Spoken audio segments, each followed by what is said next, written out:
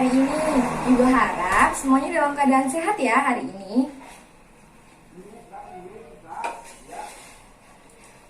Baik, sebelum memulai kegiatan, alangkah lebih baiknya kita berdoa terlebih dahulu menurut agama dan kepercayaan masing-masing ya. Untuk ketua kelas, silakan memimpin berdoa. Ya, terima kasih ya telah memimpin berdoa untuk hari ini. Sebelum memulai pelajaran, Ibu akan melakukan presensi terlebih dahulu ya. Aziza hadir, Bu. Ardian, Elena, Fahri, Zervan. Bagus, sepertinya hari ini masuk semua ya. Nah, Ibu mau tanya, di sini ada yang masih ingat minggu lalu kita mempelajari tentang apa ya? Silakan Aziza. Materi kemarin mempelajari tentang makhluk hidup dan benda mati, bukan, Bu?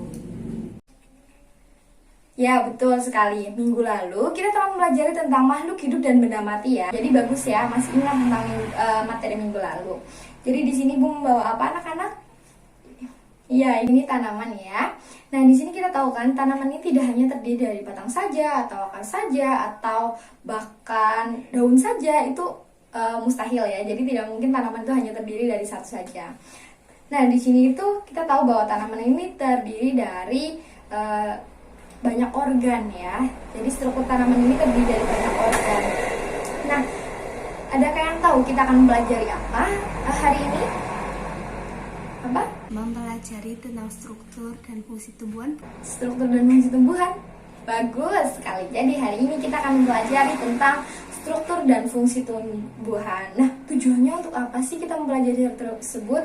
Jadi, dengan mempelajari struktur dan fungsi tumbuhan, tentunya kedepannya kita akan jadi tahu ya, tumbuhan itu terdiri dari apa aja sih, struktur tumbuhan dari masing-masing jenis tumbuhan itu sama nggak sih, gitu ya. Jadi terus kita juga akan tahu fungsi dari masing-masing organ yang ada pada struktur tumbuhan tersebut itu apa sih, gitu ya.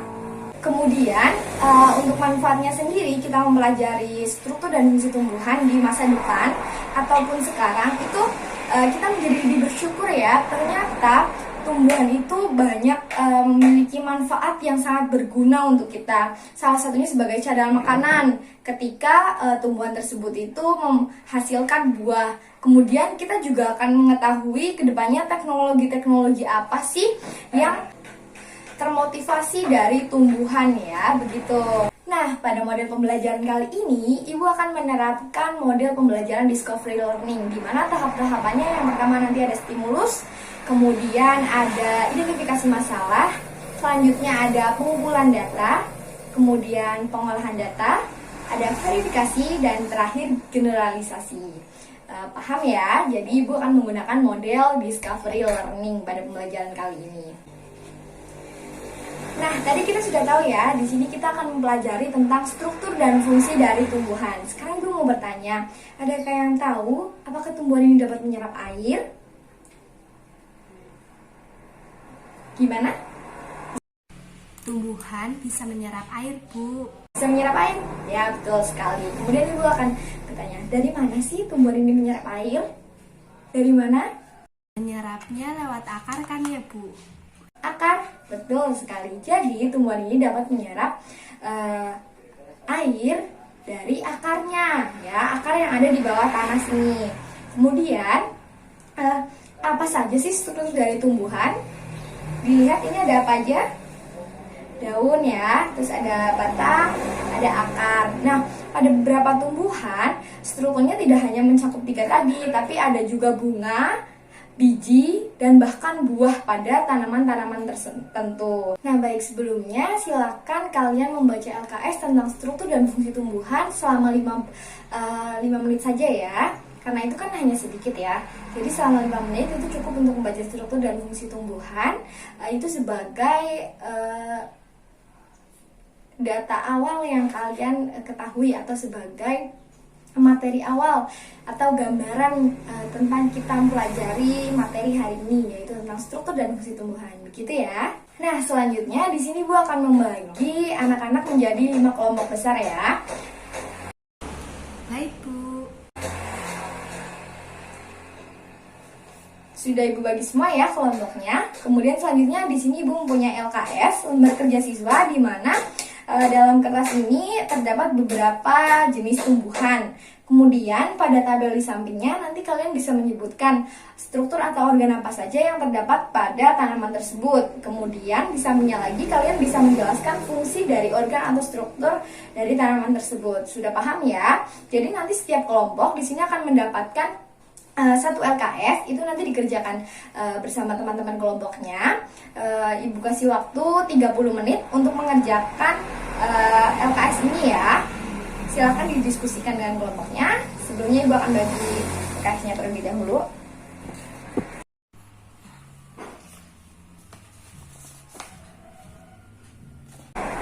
Nah, baik, sudah dapat LKS-nya semua ya. Silahkan nanti kalian menuliskan data pengamatannya, dan itu nanti datanya bisa diolah dengan teman sekelompok kalian ya. Jadi mengolah data itu tidak hanya dalam angka, tapi kalian juga dapat mengolah data itu seperti melakukan pengamatan gitu ya. Karena kan nanti dalam LKS itu ada beberapa gambar tanaman. Nah, di situ nanti kalian suruh menyebutkan strukturnya, beserta fungsinya. Nah, itu termasuk dalam proses mengolah data. Akan kerjakan LKS-nya bersama dengan teman sekelompok kalian.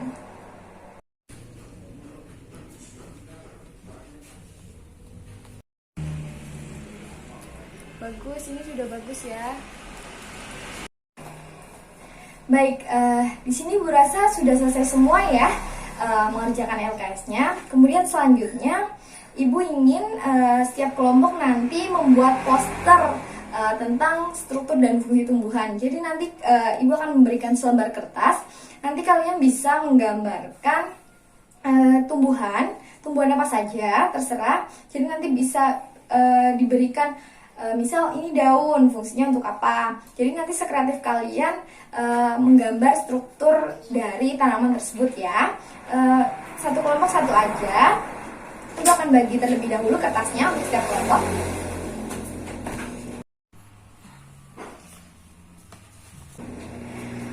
Baik, sudah dapat semua ya. Di sini Ibu beri waktu 15 menit untuk membuat poster dari masing-masing kelompok. Setelah itu nanti kalian akan mempresentasikannya ke depan. Jadi nanti mempresentasikannya tiap kelompok ya. Perwakilan saja tidak apa-apa. Nanti maju ke depan mempresentasikan hasil poster kalian dan apa saja sih yang sudah kalian diskusikan dengan kelompok kalian. Begitu ya. Silakan mengerjakan terlebih dahulu posternya. Nah, baik, Ibu rasa sudah selesai semua ya mengerjakan posternya. Tadi juga Ibu sempat berkeliling, ternyata kalian sangat kreatif ya membuat posternya. Setelah ini kalian akan mempresentasikannya ke depan kelas. Seperti yang Ibu tadi sudah bilang, boleh perwakilan ya. Jadi Ibu akan acak yang pertama maju ada kelompok 4, kemudian kelompok 2, kemudian ada kelompok 3, selanjutnya ada kelompok 5, dan yang terakhir ada kelompok 1 ya. Mengerti anak-anak? Ya, Ibu rasa sudah paham. Jadi silakan untuk maju ke depan ya. Assalamualaikum warahmatullahi wabarakatuh. Saya Azza Mania dari kelompok 2 akan mempresentasikan hasil poster dari kelompok saya.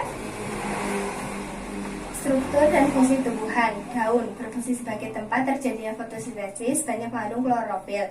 Bunga alat reproduksi, terdapat putik dan benang sari di atasnya. Batang menyokong bagian tumbuhan yang ada di atas tanah. Akar menambatkan tumbuhan pada tanah, menyerap air dan garam mineral. Terima kasih, sekian dari kelompok saya. Semua kelompok sudah maju semua ya. Kita berikan applause dulu ya. Ibu rasa semua yang kalian presentasikan itu tadi sudah bagus dan sudah benar ya. Di sini Ibu akan merangkumnya agar kalian mudah mengingatnya. Jadi struktur dari tumbuhan itu kurang lebih ada 6. Yang pertama ada akar.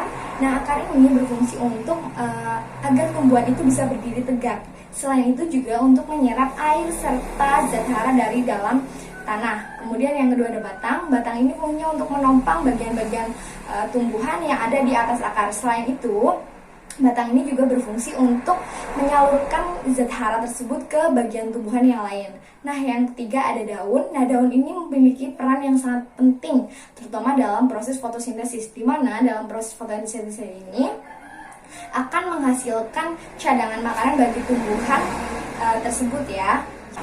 Keempat ada bunga, di mana bunga ini merupakan alat reproduksi yang di dalamnya terdapat putik dan benang sari. Kemudian ada biji. Nah, biji ini merupakan alat reproduksi vegetatif ya. Kemudian yang terakhir ada buah.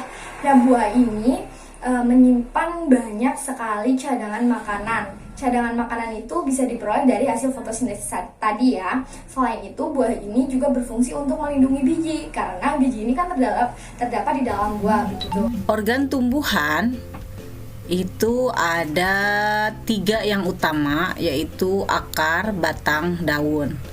Dan sebagian tumbuhan memiliki bunga, buah, dan biji. Bunga, buah, dan biji juga itu termasuk organ tumbuhan. Yang pertama tentang struktur dan fungsi akar. Bisa kita lihat ada 2 tipe akar pada slide ini. Ada akar serabut dan ada akar tunggang. Akar serabut dimiliki oleh tumbuhan monokotil dan akar tunggang dimiliki oleh tumbuhan dikotil. Struktur akar. Yang pertama, akar berada di bawah permukaan tanah. Yang kedua, akar tidak memiliki buku-buku atau internodus atau ruas-ruas. Yang ketiga, akar tumbuh ke pusat bumi atau menuju pusat air. Akar tidak berwarna hijau dan akar memiliki bentuk meruncing di ujungnya untuk mempermudah menembus tanah. Fungsi akar yang pertama, menambatkan tubuh tumbuhan pada tanah. Yang kedua, menyerap air atau mineral pada medium tumbuhnya. Yang ketiga, akar dapat mengalami modifikasi, misalnya untuk menyimpan cadangan makanan, contohnya pada tanaman singkong. Akar juga bisa mengalami modifikasi fungsi, yaitu dapat menyerap oksigen, contohnya pada tanaman bakau. Yang berikutnya adalah struktur dan fungsi batang. Kita lihat macam-macam batang, ada batang yang berkayu, ada batang yang tidak berkayu atau batang lunak, ada juga batang seperti pada tanaman rumput. Struktur batang. Yang pertama, batang berdiri tegak di atas tanah atau medium tumbuh. Yang kedua, umumnya batang berbentuk panjang, bulat seperti silinder. Yang ketiga, batang memiliki ruas-ruas atau internodus yang dibatasi oleh buku-buku. Pada nodus ini melekat daun dan tunas. Fungsi batang. Yang pertama, batang berfungsi menyokong bagian-bagian tumbuhan yang berada di atas tanah atau medium tumbuh. Yang kedua, batang sebagai jalan pengangkutan air dan mineral dari akar menuju daun. Yang ketiga, batang berfungsi sebagai jalan pengangkutan hasil fotosintesis dari daun menuju seluruh bagian tumbuhan. Dan yang terakhir, fungsi batang dapat mengalami modifikasi sebagai tempat menyimpan cadangan makanan, misalnya pada tebu, kentang, dan kunyit. Ketiga adalah struktur dan fungsi daun. Ini adalah macam-macam bentuk morfologi daun. Struktur daun. Yang pertama, daun menempel pada batang. Yang kedua, daun biasanya berbentuk tipis dan lebar. Nah, tipis ini tujuannya agar mempermudah penguapan atau transpirasi. Dan kenapa bentuknya lebar?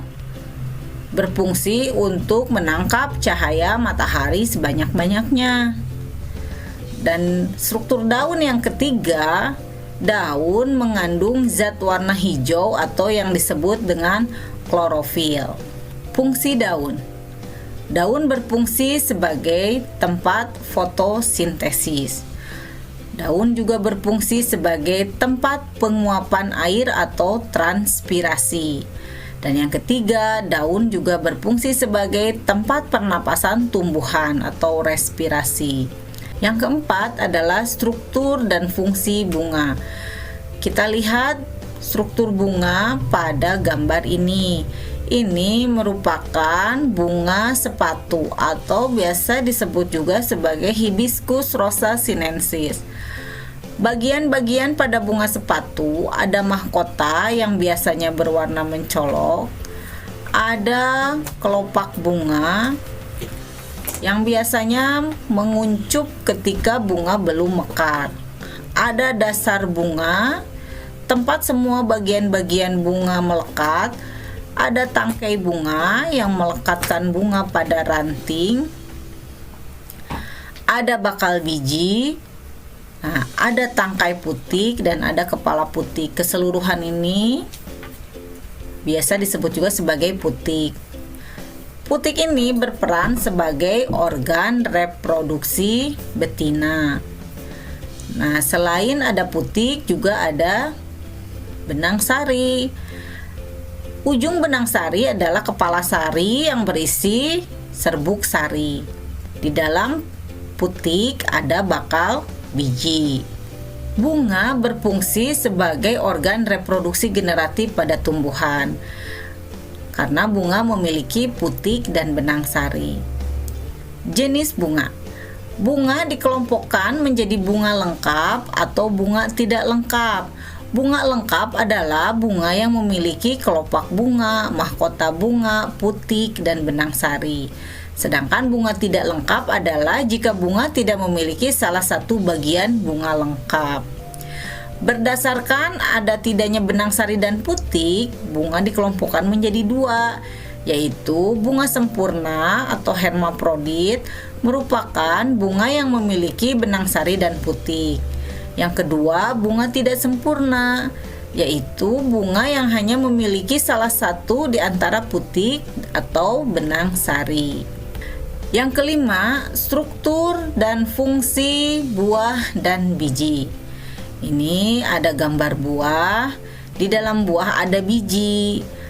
Lalu ada lapisan-lapisan buah, ada endokarp atau lapisan dalam, ada mesokarp atau lapisan tengah yang biasa juga disebut daging buah, dan ada exokarp ya, atau lapisan luar atau biasa juga disebut kulit buah. Keseluruhan lapisan ini disebut perikarp.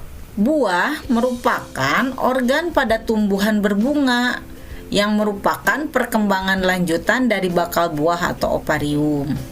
Buah biasanya membungkus dan melindungi biji. Fungsi utama buah sebagai pemencar biji tumbuhan.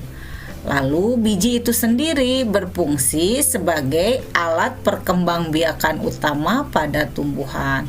Kita tahu biji-biji pada tumbuhan apabila ditanam kembali bisa menghasilkan individu baru.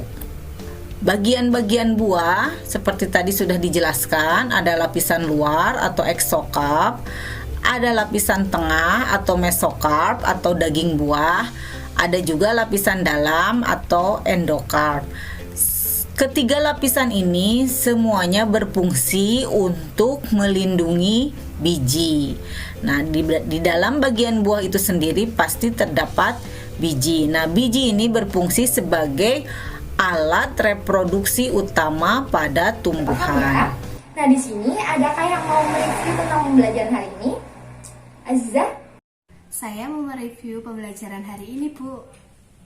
Silakan mereview pembelajaran hari ini. Kita telah mempelajari struktur dan fungsi tumbuhan. Yang pertama, bunga berfungsi sebagai alat reproduksi, terdapat putik dan benang sari di atasnya. Batang berfungsi sebagai menyokong bagian yang ada di atas tanah.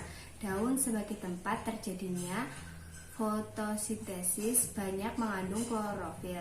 Akar menambahkan tumbuhan pada tanah dan menyerap air dalam garam mineral. Buah berfungsi sebagai menyimpan cadangan makanan dan melindungi biji alat perkembangan generatif. Itu hasil review dari saya, Bu. Terima kasih Aziza untuk hasil reviewnya. Bagus sekali ya, berikan tepuk tangan anak-anak. Ya baik, sebelum Ibu mengakhiri pembelajaran pada pagi hari ini, sebelumnya kita akan melakukan kuis terlebih dahulu ya. Jadi nanti di sini ada beberapa soal, nanti kalian kerjakan, Ibu beri waktu 10 menit ya. Nah, kuis ini bertujuan untuk menguji sampai mana sih materi yang kalian dapatkan pada pagi hari ini gitu ya. Ibu langsung bagi saja kuisnya.